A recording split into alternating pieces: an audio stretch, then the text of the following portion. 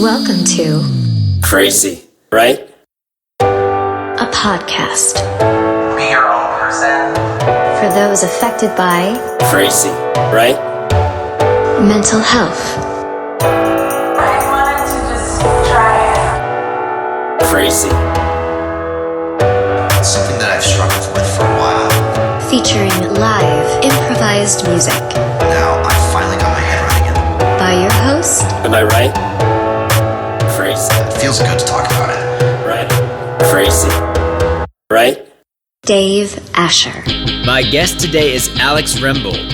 He is a Chicago-based singer-songwriter and improvisational actor who lives with Bipolar 1.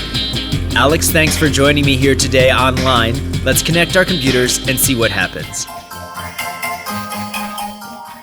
So, Alex, you and I met. It's possible we've met prior to this, but my recollection or sense is that we met at I.O. Through music improv. Is that your recollection as well? Yeah, in a sense, because I remember you subbed in for my improv to sketch class for one evening, and that was it's kind of one of those things where I felt like, ooh, this is something I felt good at least for that moment, and that I think was kind of where when you mentioned, hey, I have my own classes here, I went, oh, well, hot diggity, I gotta jump on that. You mentioned there that you said you felt like you were good at that at the time. Did your sense, and I remember that as well, does your sense of what it means to be good at musical improv, did that change in your sense of what it's like to be good at that or to qualify yourself as good at that? Did that change over time? Oh, absolutely. I think it's one of those things where I always think I like to say I used to be so smart. You know, I used to be so smart. I used to be so sure of myself. And I think the best thing that a good class will do is show you how uninformed you really are. And kind of going through your classes, there were times where I had those struggles where I felt like, oh man, I kind of missed the mark on some of these sets. But those were moments of growth. You know, growth is not comfortable. And going through that, I think looking back on it, I was very into trying to find the jokes and jump on the jokes. But you had a very Zen Buddhist way of teaching, and I really was drawn to that. So being able to kind of have that very ethereal Zen sense of music improv, you know, seeing it as a flow was a huge part of it. You mentioned that personal growth is something that's important to you. Is that correct? Oh, absolutely. And would you say that your understanding of your own mental health situation, would you say that there has been personal growth that has gone into managing or understanding your bipolar 1? Yeah. It's been quite a process and a lot of acceptance and denial going back and forth. Would you take me back to, Alex, would you take me back to the first time you experienced either a manic episode or a depressive episode? And this might be prior to receiving a diagnosis, maybe not even knowing what it is. Yeah, so I think, you know, things were starting off in high school. I think my sister was one of those people that had was always getting A's.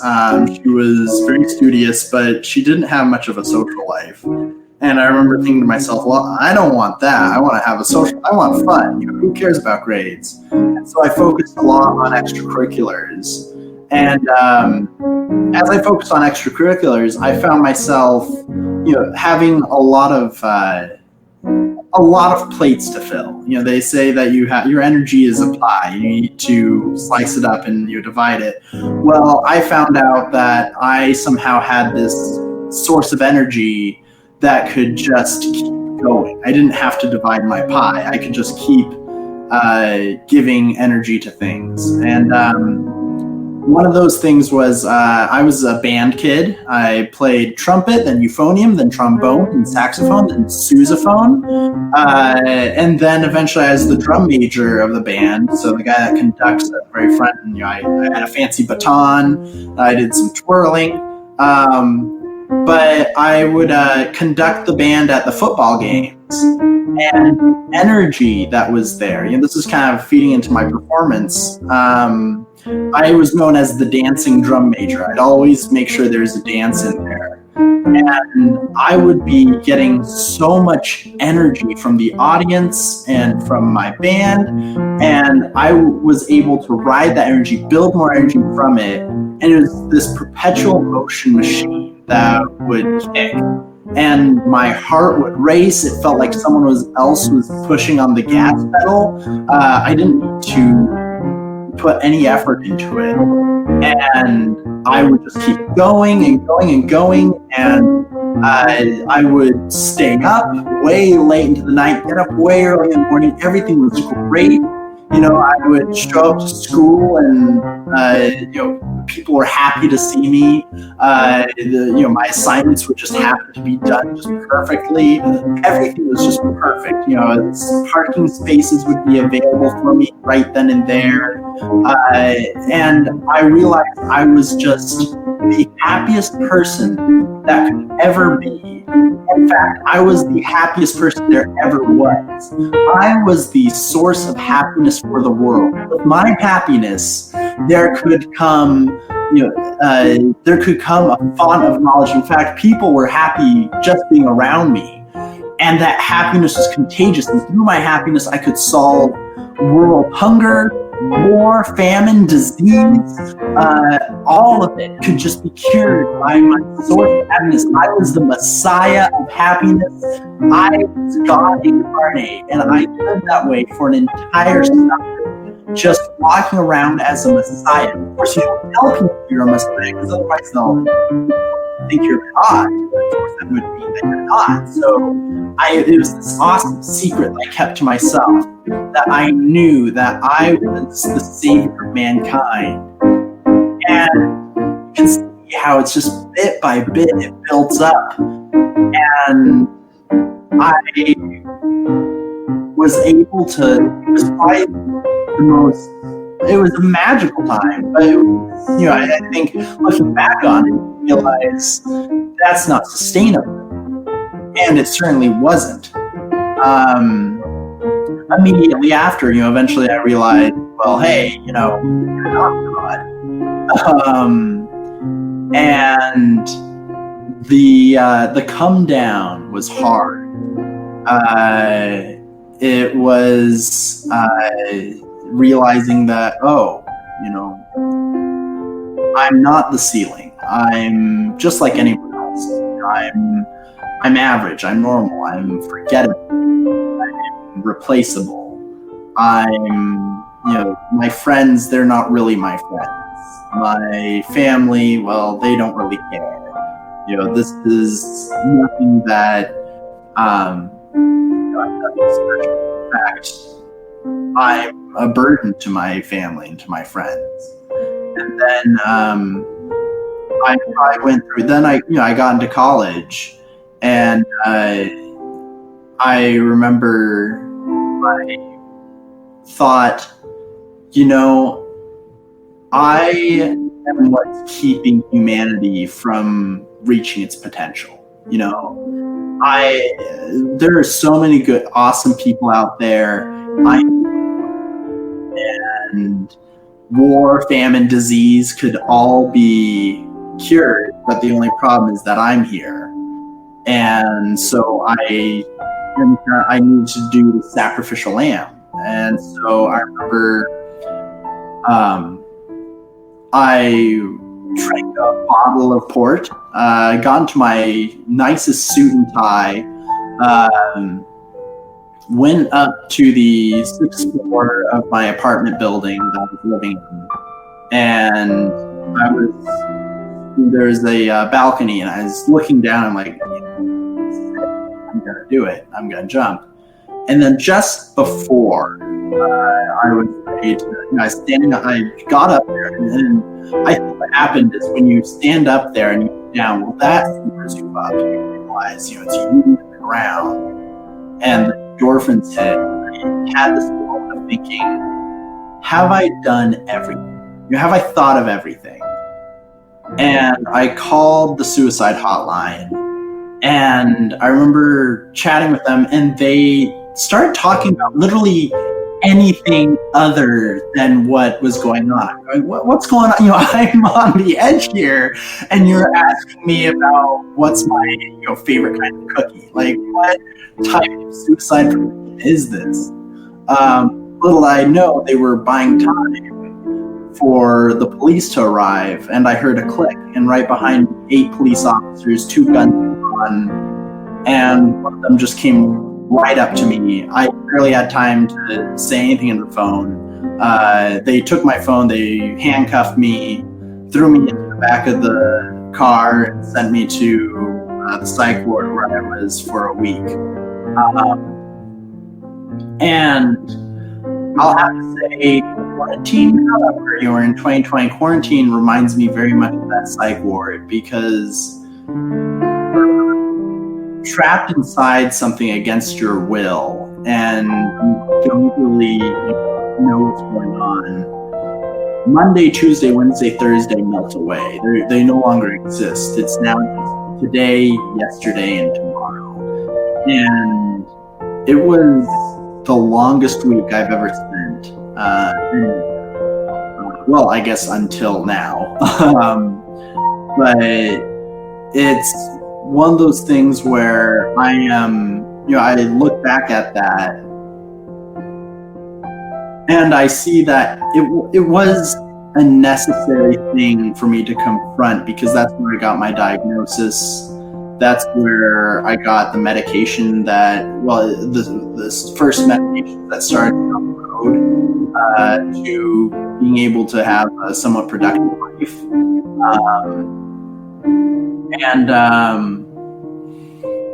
I eventually was able to finish my degree, move out. I've gone through probably half a dozen, medications, trying different kinds. For instance, Depakote is a fantastic medication for depression because it's hard to kill yourself when you're throwing up all the time.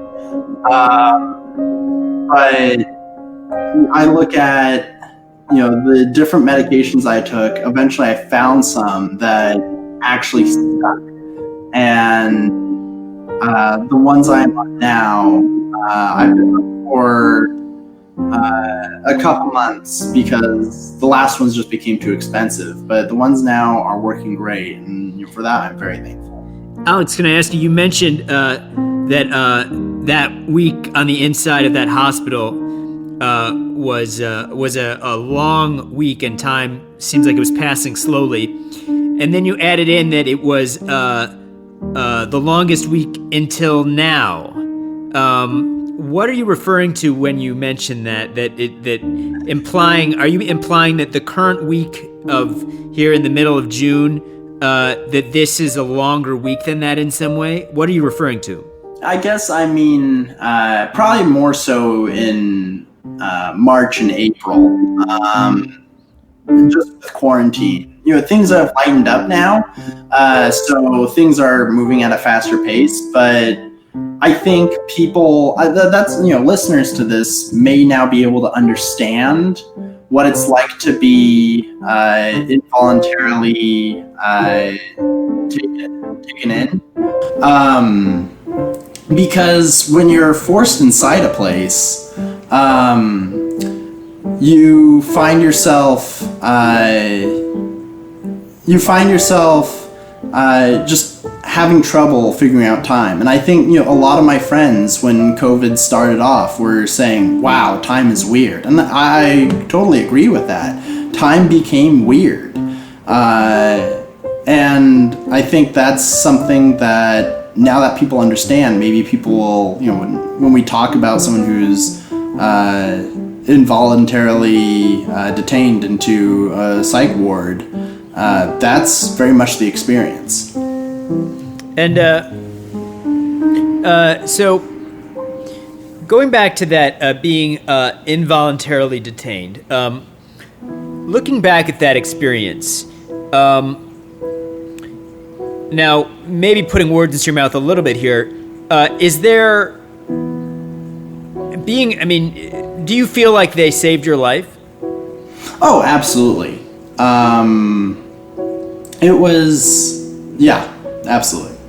And this is not to take away from, I've been, had that feeling too of being involuntarily detained, and recognizing that it was for my own good, but at the same time still acknowledging at times that there are ways in which this system could be improved. Do you feel like there's anything that you would champion about your experience either on the plus or the minus side in terms of being on the inside of things? Is there anything about your experience that you would like to highlight as something that was a good thing that they did, or anything that in retrospect you feel like they could have done a better job of? I will be honest, the first thing I think of with that question is the fact that when I was on that balcony and I turned around and there were the 8 police, there were 2 guns drawn. Like, I think to myself, what? Don't jump or we'll shoot? Like, that was the way that we see policing now is very much this heavy-handed, or ham-fisted. My dad has a saying that when the only tool you have is a hammer, every problem looks like a nail. And looking at policing, these were police officers. I don't know exactly how trained they were in mental illness, but recognizing that I could have been a target right there for a gunshot. And there have been in the news people who are suicidal that have been shot and killed. Those things happen. And so this was a time where calling the police was probably the right thing to do for the phone hotline operator.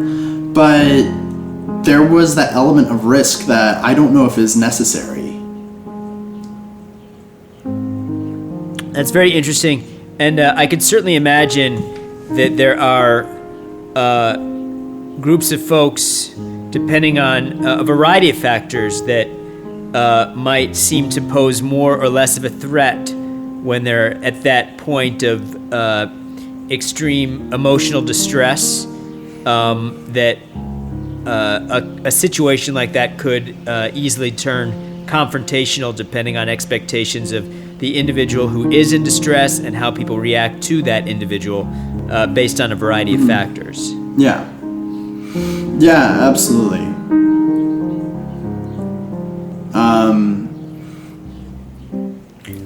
Yeah, go ahead. No, I don't have much to add to that. Yeah, I hear that. So at that point, that suicidal ideative episode, when you were talked down and then eventually brought into the hospital, how long ago was that, and how old were you? Yeah, that was 2014, so I was 20 years old, so that gives you an idea of my age. I think that's one thing that's very characteristic apparently of bipolar disorder is it oftentimes really pops up in your 19, 20, 21. That's when things start to happen. And my great-grandmother was bipolar as well. They didn't quite have the diagnosis till she was much older. Back then she was just crazy Grandma Kirk. But with the diagnosis that she got, eventually they put her on lithium. I'm not entirely sure of how that helped her out later in life, but I like to think that having that diagnosis would have improved her life to some degree. And so it was in 2014 that you were diagnosed. Was it on Yep. that trip in? So they heard your story about the extreme highs that you were at, and then the subsequent lows, and then from inpatient you were diagnosed as bipolar. Yep. Yeah. And then you were put on medication, and then at what point? What's the rest of your college story like at that point? Yeah. So one thing I want to say about medication, that was a scary part, because one of the questions I had when they were putting me on medication is, am I going to lose who I am? Right. Who am I after this? What happens when the saving is done? And they first put me on lithium. So one thing that I taught, when I tell people about bipolar disorder and they have no idea about it, it's a mood disorder. So I talk about things from a 0 to 10 scale. 5 is absolutely neutral. 6 is a good day. People have 6s. Hey, I like Doctor Who. I watched an episode of Doctor Who. 7 is a great day. My friends came over. We all watched Doctor Who, and we had a great party and went into the night, and everyone went home. Most people, their highs end at 7. 8 is, I have met David Tennant. He is right there. We went to Comic-Con. I got to chat with him. Oh my God, I feel we are a kinship. 9 is, I know the Doctor. I know who the Doctor is, like the character. I see it's not David Tennant, it is the Doctor. And 10 is, I am the Doctor. I can save time and space. So you can see a 9 and a 10 is the danger zone. An 8 is kind of still that superhuman, but it's still grounded in some reality. And the same thing goes down below. A 4 is a bad day. 3, even worse. 2, you can't get out of bed. 1 is suicidal. 0, I'm on the roof and I'm gonna jump because God wants me to. And the meds that I took when I first started off, the lithium, meant that I could go 5 to 6 to like 6.5, and then bam, put me back down to 5. And 5 to 6, maybe 6.5, bam, down again. And I couldn't break through to feel that gold, that lovely rush, the feeling of being in love with the world that I was so enthralled with. And I was so fortunate to have a doctor that listened to that. Many of my friends and family, when I told them about this problem, they went, oh, well, you're normal now, so that's what it's like being normal. And my doctor said, well, if you don't like these drugs, you're not going to take them. So let's find something that works. And so for me, the journey is, I want to get to an 8. I do not want to get to a 9 or a 10, but I want to get to an 8. Because at an 8, sometimes I cry tears of joy for no reason. And I just think about how happy everyone will be, but I'm still able to function. And that is a beautiful place to be. And that may mean that on the other side I experience 2s. I don't experience 3s, I experience 2s because it's very much a balance. But when you've experienced those 8s, when you've flown with the angels, the demons are easier to tolerate. It's okay to have that trade-off. And that's I really appreciate that arc of the rating system, and I can definitely relate to all of those layers. With me, it's not a Doctor Who model, but it's I take it David Tennant is an actor who portrays Doctor Who. Is that correct? He's fantastic. Yeah. So I want to touch a little bit on, you've brought in a couple times the aspect of the psychosis that is this extreme pressure / gift to be sort of the captain of fun, all the way to a messiah figure. It sounds like you want to get to a 7 or an 8 where you are feeling alive, and you still feel a highness to life, a joy in life, but then it doesn't get out of control to the point where you believe you're God. Is that fair? Absolutely. And have you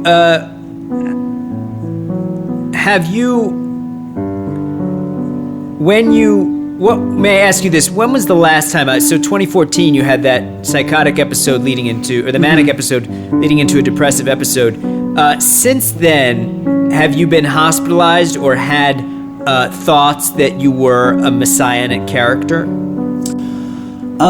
So I've had a couple times where, sometimes there were times I stopped taking my drugs because I felt I didn't need them. I would be living in that 4 to 6 realm for so long. I think, oh well, I'm cured. I don't need these drugs. I'm feeling normal.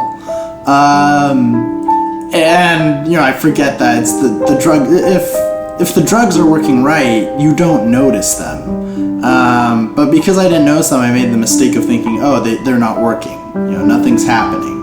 And so I've stopped, and I've had times, even here in Chicago, I got probably to a 2 or a 1 where I would occasionally just jump onto, or take my venture card, scan onto the CTA. I wouldn't get onto a train because I was contemplating, should I jump in front of one? But there was something that would always keep me there. But, I would just stand there for an hour. And eventually I would come to my senses. The adrenaline would kick in, and I'd come home, and I'd usually call someone to help me out. My uncle was one person who I could always talk to, I remember, so you feel the normalization. You tend to trust that you're going on, and you forget momentarily, potentially, that you're getting support from the medication, and you have a desire to feel that to push the number higher again, correct? Yeah. And so then it sounds like there's a period in between 2014 and now when you went off your medication, and I'm wondering if you would take me back to that time or times, and what happened when you went off your medication that time. Well, I remember my family has a lovely little cottage vacation house. It's like a tiny cabin on this island in the Puget Sound called Whidbey Island. And on this island there's the city of Langley. And every year at the city of Langley, they have a festival called Django Fest. It's the nation's largest gypsy jazz festival, and as a musician, I love to go there. Gypsy jazz is my favorite genre of music. I'm a guitarist and a trombonist, so I always bring both because the trombone is fancy to have when you're in a group, but the guitar is a nice thing to have when you're on your own. And I remember just when that festival came up, I could just ride that high of performance, but it would be even higher, where I would play music and the music sounded gorgeous no matter what I said. It was the most genius notes to play when I was improvising. Everything was just perfect. And my friends were there. Everyone loved me. I could go on to any venue. and you would play till 4 or 5 in the morning, and sometimes people would be gone, and I'd still be playing. And so at that time, was that feeling good doing that? What was the path of that and the location within the time frame, if you can recall, of when you might have decided or organically just stopped taking your regular dose of medication? Yeah, I think it's kind of in that zone that I stopped taking my medication because I knew I was going to get a high and I wanted to feel higher. You know, I didn't want something to stop me. So, Alex, I'm interested now. I can relate to this for sure. For me, it almost feels like when that manic experience starts to take over and something in life is almost feeling like it's, and I'm not attempting to put words in your mouth, sort of express my experience with it, that it's almost like it's destined that you're going to take this journey. Yeah. And is that fair to say for you at all? Yeah, this idea of destiny suddenly becomes very physical. I'm wondering if you would share with me an improvised song along the lines of when you get that taste of destiny and you want to start feeling it for real, if that makes sense. Are you open to exploring singing a musical improvised song? It doesn't have to be obviously funny. Absolutely. So I'll stick with this music, or I'll change something up. Maybe I'll start with something fresh. But again, that sense of fulfilling a destiny by getting higher. Yeah.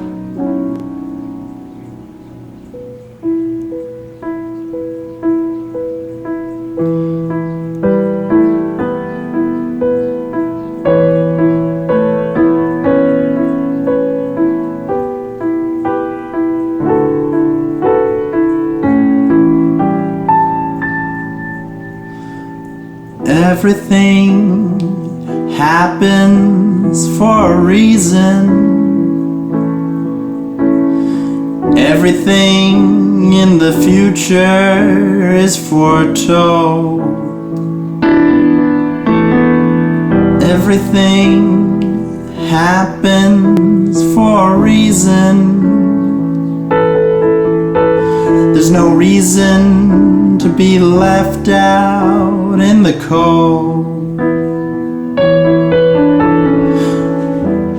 The gauntlet is dropped, the cast is dyed. You know you don't even have to try.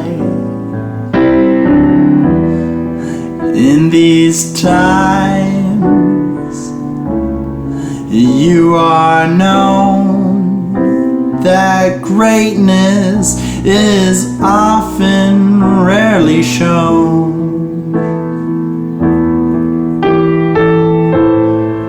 Everything happens for a reason,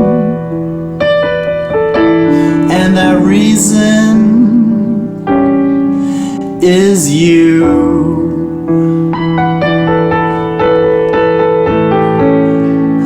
Leaves change every season,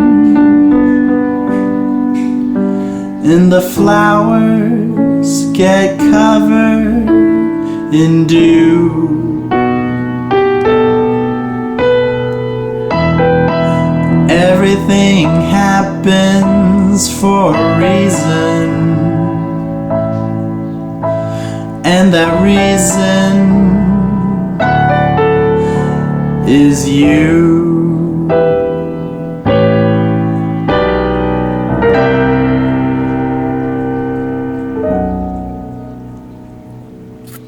Great, thank you so much, Alex.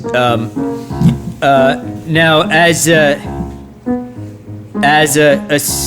performer of musical improv, and also in ways as we all are at all times a student of it, what was what was that experience like for you? How do you feel that song went? Do you feel like you were present for what you expressed? Do you feel like you could comment on the content or the statement? From my angle, I loved it. I loved what you expressed, and I love your voice all the time. Do you feel like doing that? How did that feel to do that? And do you have a sense of a feeling about how it was? Yeah, I think I like the idea, or that term. I don't know, everything happens for a reason. I don't know if I necessarily believe that. I think things can happen for no reason at all. But, in fact, I think most things don't happen for reasons. But what I think is amazing is that the human mind is fantastic at making reason out of madness. So things may not happen for a reason, but we create that reason. We're able to make the reason out of the things that happen. And so when you're in a manic state, your brain is working to take a look. It's like positive thinking on steroids. You're able to see madness comes at you, and you're able to rearrange it and organize it to suddenly create meaning from the chaos. And that meaning is saying that you are what's making this great. And so that is generally what I think creates such that beauty that I see. I think this comes down to positive thinking. I believe in the power of positive thinking. It's not that positive people and negative people get different information. Positive people and negative people get the same information. Same stuff comes at them. Negative things, positive things. Bop, bop, bop, bop. But the positive person is going to notice the positive information. The negative person is going to notice the negative information. And they will act upon that information. And because they act upon it, the positive person acts on positive information, so therefore they create more positivity from that positiveness. The negative person creates negative, acts upon the negativity. And so you create this feedback loop. And ultimately, that's what I think goes into what rides into a mania or what rides into a depression is a mental feedback loop that you create for yourself. So that what happens is that the positive information that comes to your brain creates positive action, which then finds more positive information to create more positive action. And you ride this up and up and up and up until you get your way up to a 8, 9, 10, bada bing, bada boom, you are God, because there's nothing to check that feedback loop. And the same thing goes the opposite way. There's nothing to check the feedback loop going down. And so ultimately that's what I find the medication does for me, is that it checks the feedback loops that I have going on in my head at all times. And Alex, you mentioned earlier, I think before the interview, in some ways, that there's a way in which improvisation factors into experiencing and coping with your story and your experiences with mental health. And I'm listening to this notion about people with a positive mindset or people with a negative mindset, or how in many ways both of those mindsets can be exhibited by the same person or by yourself or by myself. When you have an extreme high and you feel like all the positive things in the world are because of you, and if you have a low and you think all the negative things in the world are because of you.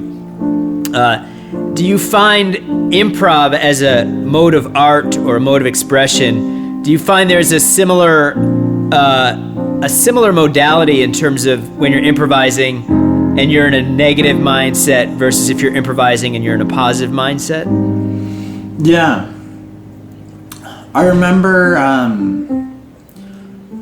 it was level 4 at IO that I was in, and I had been going through a lot of stuff. I was at a job that I didn't like, I had a breakup, just negative things were happening to me. So I kind of found myself in a negative feedback loop. And I remember, this was not necessarily a bad thing, but none of my scenes ever took any comedic take. None of them did. I never found the joke in anything. Everything went kind of like every initiation that was given to me, I would find some sort of sad sentiment to it. And so all my scenes are super serious. And I remember beating myself up for it. I'm like, Jesus, all my friends are getting laughs and I'm getting nothing. But it was still good improv from what my teacher was telling me. But it was at that time that, I could tell my mindset, what was going on in my life really impacted the way that I saw an initiation. And I found that the other way too, was that when I was in a really popped up manic stage, last I could say it was after I graduated from the level 5B, I guess, and we had our run of shows. I was on a medication that turned out to cost $1,500 without insurance when I ended up losing my insurance after getting fired. So I ended up stopped taking that medication I was without meds for about 2 weeks. And I went into a manic state where I was sleeping probably 30 minutes a night. And apparently some people were saying that my improv was on point. Like they were saying it was some of the best improv they've seen. But it was very high energy. I was finding the jokes everywhere. I was looking for, I was able to kind of have this very popping acting style. Now, do I think that the two were, one was better than the other? I don't think so. And that's why I do like my medications, because without the medications, or when I am in a depressive or a manic episode, the it no longer is as dynamic. What I do like about being able to sit at a 5 and be able to expand to a 6 or 7 or to a 4 or 3 is that I can be able to kind of jump between the two, and so I can create that variety, and I'm no longer stuck into one lane. And being able to do that really is, for me, what the core of acting is about, is being able to explore emotions. And so I think that is really why I do love having medications while being an actor, is because it allows me to be more dynamic. And it sounds like that dynamic, when you're on the medication, you can portray that dynamic, but it is something that you are choosing as opposed to something that is happening outside of your control? Exactly. That's the other thing, is that I get to decide how the scene goes rather than the scene happens to me. That's very interesting.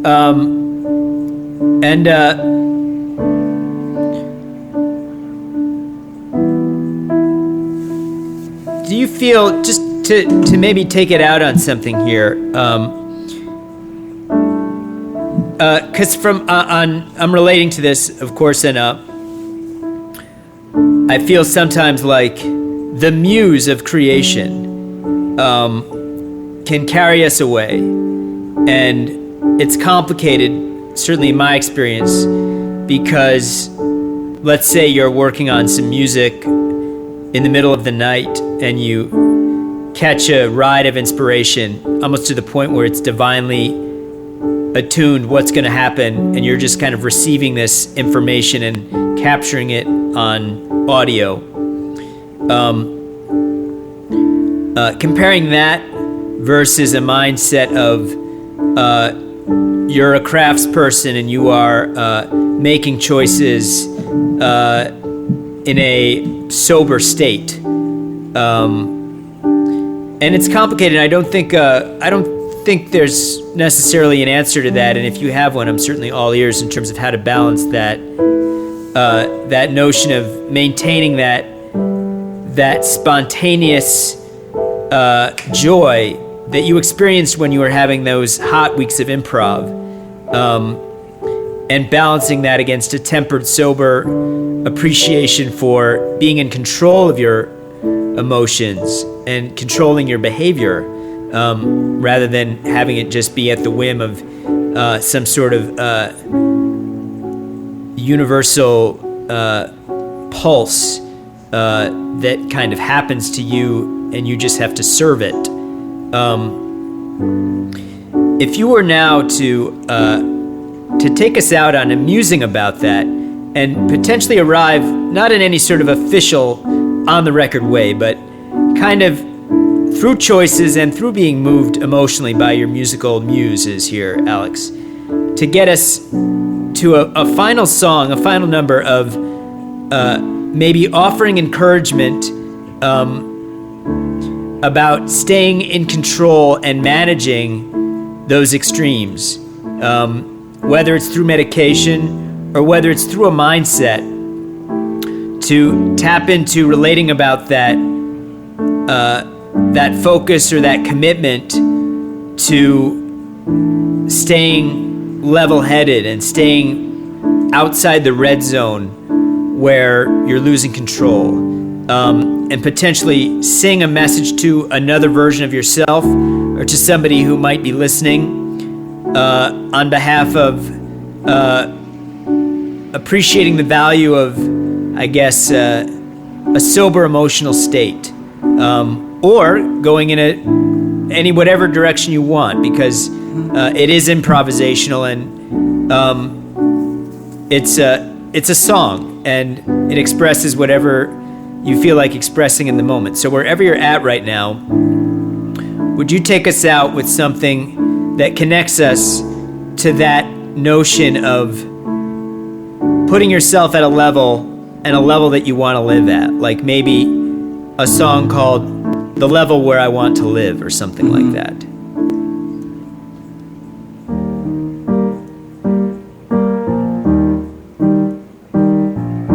Well, hey.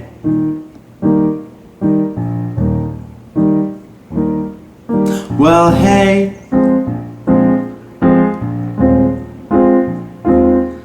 You gotta work hard for it all. A marble sculptor has to chisel every bit. A marble sculptor doesn't have to put up with it.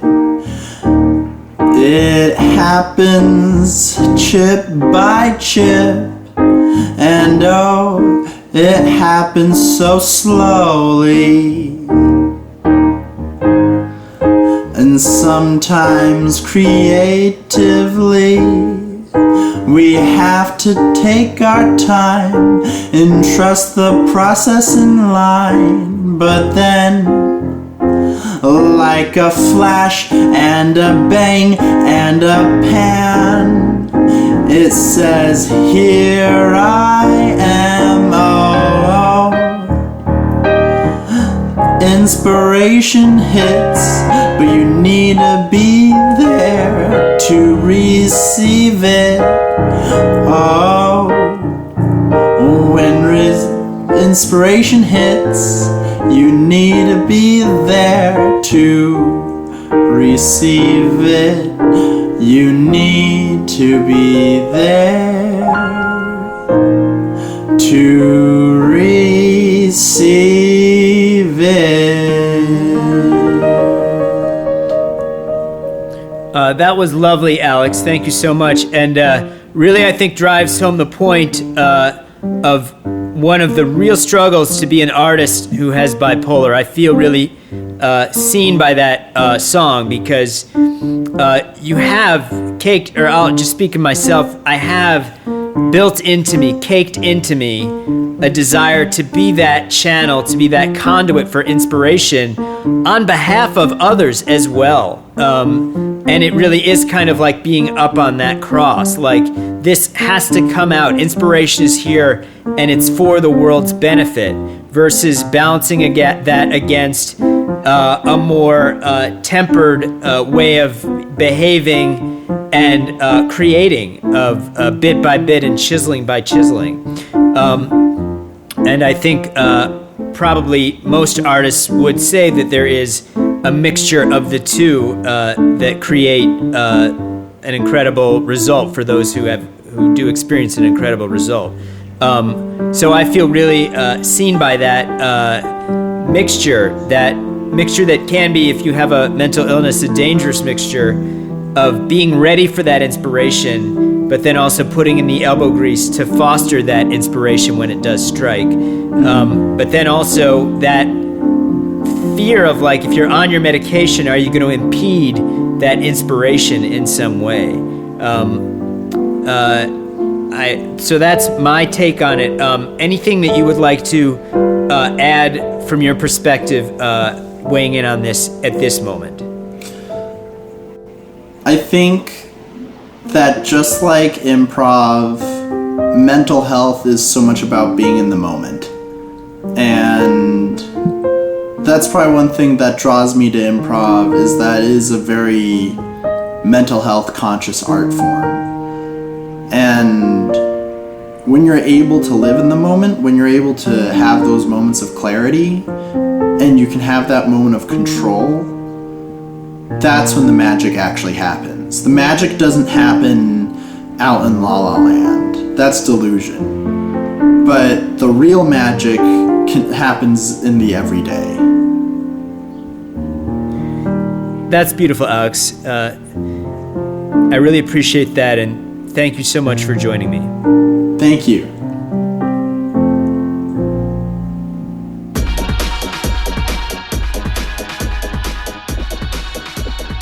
Thank you again to Alex Rembold. You can check out more of Alex and listen to his podcast, Little City, Big World. Alex, it's been a pleasure, and I hope there's more music improv together in our future. Take good care. That wraps up this episode of Crazy Right with Dave Asher. Thank you so much for listening. If you enjoyed this episode, please consider writing a review or rating this podcast. And of course, we would love it if you subscribe. I'm Dave Asher, and I'm glad to be here.